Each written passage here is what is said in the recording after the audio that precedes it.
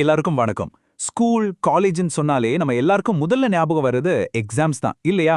ஆனா அந்த மார்க் ஷீட்டை தாண்டி இந்த டெஸ்டோட உண்மையான நோக்கம் என்னன்னு எனக்கு அது யோசிச்சு பார்த்திருக்கீங்களா? வாங்க, இன்னைக்கு நாம கல்வி மதிப்பீட்டோட கலை, அறிவியல் ரெண்டையும் கொஞ்சம் ஆழமா பார்க்கலாம். நம்ம இந்த விளக்கத்துல பார்க்க போற எல்லா விஷயங்களுமே தேசிய கல்வி நிறுவனம், அதாவது நேஷனல் இன்ஸ்டிடியூட் ஆஃப் எஜுகேஷனோட மெட்டீரியல்ஸை அடிப்படையா வச்சு தான் எடுத்திருக்கோம். சோ நாம பார்க்க போறது ரொம்பவே தெளிவான, நம்பகமான தகவல்கள் தான். ஒரு நிமிஷம் யோசிச்சு பாப்போமா? இந்த டெஸ்டோட வேலை சும்மா மார்க் போடுறது மட்டும்தானா? இல்ல, நம்மளோட கத்துக்கிற பயணத்துல இது ஒரு முக்கியமான வழிகாட்டியா இருக்குமா? பாருங்க, இந்த கேள்விதான் நம்மளோட இன்னைக்கு தேடலோட ஸ்டார்டிங் பாயிண்ட். சரி, இன்னைக்கு நாம 4 முக்கியமான பகுதிகளை பார்க்க போறோம். முதல்ல எதுக்காக இந்த மதிப்பீடு, ரெண்டாவது டீச்சர்ஸ் கிட்ட என்னென்ன கருவிகள் இருக்கு, மூணாவது ஒரு நல்ல டெஸ்ட்டை எப்படி ரெடி பண்றது, கடைசியா ஃபீட்பேக்கோட பவர் என்னன்னு பார்க்க போறோம். வாங்க, முதல் பகுதிக்குள்ள போலாம். இந்த மதிப்பீடுங்கிறது ஒரு ஸ்டூடெண்டோட கத்துக்கிற திறனை அளக்கிற ஒரு டூல் மாதிரி. அவங்க இப்போ எந்த இடத்துல இருக்காங்க, அடுத்து எங்க போகணும்னு காட்டுற ஒரு மேப்னே சொல்லலாம். சொல்லப்போனா இது டீச்சிங்க்கும் லேர்னிங்க்கும் ஒரு காம்பஸ் மாதிரி. ஒரு ஸ்டூடெண்ட் எதுல ஸ்ட்ராங்கா இருக்காங்க, எதுல கொஞ்சம் எக்ஸ்ட்ரா கவனம் தேவைன்னு டீச்சர்ஸ் கரெக்டா புரிஞ்சுக்க இதுதான் உதவுது.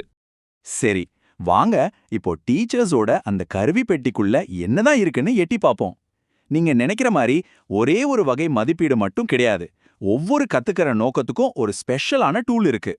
முதல்ல இருக்கிறது ஃபார்மேட்டிவ் அசஸ்மெண்ட். இது என்னன்னா, கத்துக்கிட்டே இருக்கும்போதே அப்பப்போ ஒரு சின்ன செக்இன் பண்ற மாதிரி. உதாரணத்துக்கு, கிளாஸ்ல நடக்கிற சின்ன சின்ன குவிஸ், டிஸ்கஷன்ஸ் இதெல்லாம் தான். இது ஒரு கோச் பிராக்டிஸ் அப்போவே டிப்ஸ் கொடுக்கற மாதிரி. அப்போதான் தப்ப உடனே சரி பண்ண முடியும். அடுத்து சம்மேட்டிவ் அசஸ்மெண்ட். இது ஒரு கோர்ஸ் இல்லனா ஒரு செமஸ்டரோட கடைசியில நடக்கிறது. நம்மளோட ஃபைனல் எக்ஸாம்ஸ், பெரிய ப்ராஜெக்ட்ஸ் எல்லாம் இதுக்குள்ள தான் வரும்.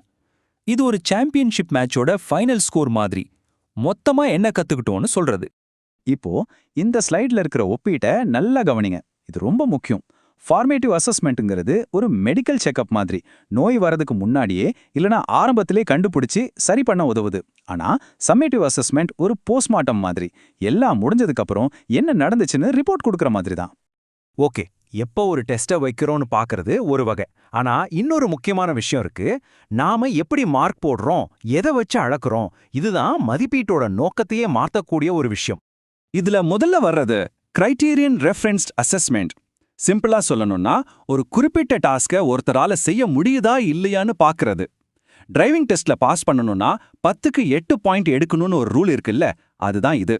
மத்தவங்க எவ்வளவு எடுத்தாங்கன்னு நீங்க கவலையே இல்ல, நீங்க அந்த இலக்கை அணைஞ்சிங்களா இல்லையா அதுதான் முக்கியம். அடுத்து நார்ம் ரெஃபரன்ஸ்ட் அசஸ்மெண்ட். இங்க தான் ரேங்கிங் உள்ள வருது. ஒரு ஸ்டூடெண்டோட பர்ஃபார்மன்ஸை மற்ற ஸ்டூடெண்ட்ஸோட ஒப்பிட்டு பார்க்கறது. நம்மளோட நீட், ஜேஇ மாதிரி நேஷனல் லெவல் என்ட்ரன்ஸ் எக்ஸாம்ஸ் எல்லாம் இதுக்கு ஒரு சூப்பர் உதாரணம்.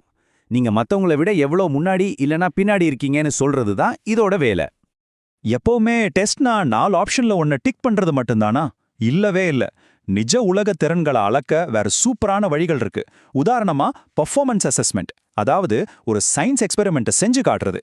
அடுத்து போர்ட்ஃபோலியோ, ஒரு வருஷம் முழுக்க நீங்க செஞ்ச சிறந்த வேலைகளை எல்லாம் ஒன்னா தொகுத்து காட்டுறது.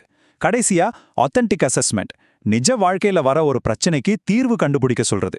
இதெல்லாமே ஒரு மாணவரோட முழுமையான திறனை வெளிக்கொண்டு வரும். ஆனா ரொம்பவே சக்தி வாய்ந்த மதிப்பீடுகள் கேட்கிற இன்னொரு முக்கியமான கேள்வி என்ன தெரியுமா? இத பத்தி நீங்க என்ன நினைக்கிறீங்க அப்படின்னு கேட்கறது தான். அதாவது மதிப்பீடுங்கிறது எப்பவுமே டீச்சர் ஸ்டூடெண்ட்டுக்கு பண்றது மட்டும் இல்ல. ஸ்டூடெண்ட்ஸ் அவங்க வேலையே சுயபரிசோதனை பண்றது, அவங்க ஃப்ரெண்டோட வேலையை மதிப்பிடுறது, இதுக்கு பேர் தான் சுய மற்றும் சக மதிப்பீடு. இது அவங்களுக்குள்ள மெட்டா காக்னிஷன் அப்படிங்கிற ஒரு சூப்பர் ஸ்கில்லை வளர்க்கும். சிம்பிளா சொன்னா, நம்ம எப்படி யோசிக்கிறோம்னே யோசிக்கிற திறன் தான் அது. ஓகே, நம்மளோட 3வது பகுதிக்கு வந்தாச்சு. ஒரு நல்ல டெஸ்ட்ங்கிறது ஏதோ தற்செயலா அமையிற விஷயம் கிடையாதுங்க. அதுக்கு பின்னாடி ஒரு முறையான அறிவியல் இருக்கு. ஒரு சூப்பரான டெஸ்ட் உருவாக்க இந்த 5 ஸ்டெப்ஸை ஃபாலோ பண்ணணும். 1, இலக்க சரியா முடிவு பண்ணணும். நம்ம எதை அளக்க போறோம்னு தெளிவா இருக்கணும். 2, அந்த இலக்குக்கு ஏத்த சரியான கருவியை தேர்ந்தெடுக்கணும். 3, மார்க் போடுறதுக்கு தெளிவான ரூல்ஸை, அதாவது ரூப்ரிக்கை உருவாக்கணும். 4, அந்த டாஸ்க் நிஜ வாழ்க்கை தொடர்பா இருக்கிற மாதிரி டிசைன் பண்ணணும். கடைசியா 5வது, இந்த டெஸ்ட்டை ஒரு சின்ன குரூப் கிட்ட கொடுத்து டெஸ்ட் பண்ணி ஏதாவது பிரச்சனை இருந்தா சரி பண்ணணும். பாத்தீங்களா, இது ஒரு இன்ஜினியரிங் ப்ராசஸ் மாதிரி. இப்போ நம்மளோட கடைசி ஆனா ரொம்ப ரொம்ப முக்கியமான பகுதிக்கு வந்துட்டோம். ஒரு டெஸ்ட் முடிஞ்ச உடனே நம்ம வேலை முடிஞ்சிருச்சுன்னு அர்த்தம் இல்ல. சொல்லப்போனா உண்மையான கற்றல் அப்போதான் ஆரம்பிக்குது. ஒரு பவர்ஃபுல்லான ஃபீட்பேக் எப்படி இருக்கணும்? அது டாஸ்க் முடிஞ்ச உடனே, அதாவது டைம்க்கு கொடுக்கணும். நீங்க செஞ்சதுல இது சூப்பர், இந்த இடத்துல கொஞ்சம் இம்ப்ரூவ் பண்ணலான்னு ரொம்ப ஸ்பெசிஃபிக்கா சொல்லணும். அது பாடத்தோட நோக்கத்தோட சம்பந்தப்பட்டதா இருக்கணும். முக்கியமா அது பாசிட்டிவ் டோன்ல வளர்ச்சியை ஊக்குவிக்கிற மாதிரி இருக்கணும். தப்ப சுட்டிக்காட்டுறதுக்கு முன்னாடி அவங்க செஞ்ச நல்ல விஷயத்த சொல்லி ஆரம்பிக்கணும். இங்க ஒரு முக்கியமான விஷயம் இருக்கு. ஒரு நல்ல ஃபீட்பேக் நடந்ததை பத்தி மட்டும் பேசாது, அது நடக்க போறத பத்தியும் பேசும். இதுக்கு பேர் தான் ஃபீட் ஃபார்வர்ட். அதாவது ஃபீட்பேக்கை விட ஒரு படி மேல. நீங்க இதை செஞ்சிருக்கணும்னு சொல்றதை விட அடுத்த தடவை இந்த டாஸ்க் பண்ணும்போது இந்த மாதிரி முயற்சி பண்ணி பாருங்க அப்படின்னு சொல்றது. இது என்ன பண்ணும்னா கடந்த காலத்துல செஞ்ச ஒரு வேலையை எதிர்கால வெற்றிக்கான ஒரு ரோட் மேப்பா மாத்திரும். சரி, இவ்ளோ நேரம் நம்ம பார்த்ததோட மைய கருத்து என்ன? முக்கியமான விஷயம் என்னன்னா, மதிப்பீடுங்கிறது ஒரு ஃபைனல் ஜட்ஜ்மெண்ட் கிடையாது. அது ஒரு முற்றுப்புள்ளி இல்ல. அது கற்றலை இன்னும் அதிகமா தூண்டுறதுக்கான ஒரு உரையாடலோட ஆரம்பம். ஒரு கமா மாதிரி. கடைசியா இந்த ஒரு சிந்தனையோட இந்த விளக்கத்தை முடிச்சுக்கலாம். ஒரு நல்ல ஃபீட்பேக் கடந்த காலத்தை மட்டும் மதிப்பிடுறதில்ல, அது எதிர்காலத்துக்கு வழிகாட்டுது.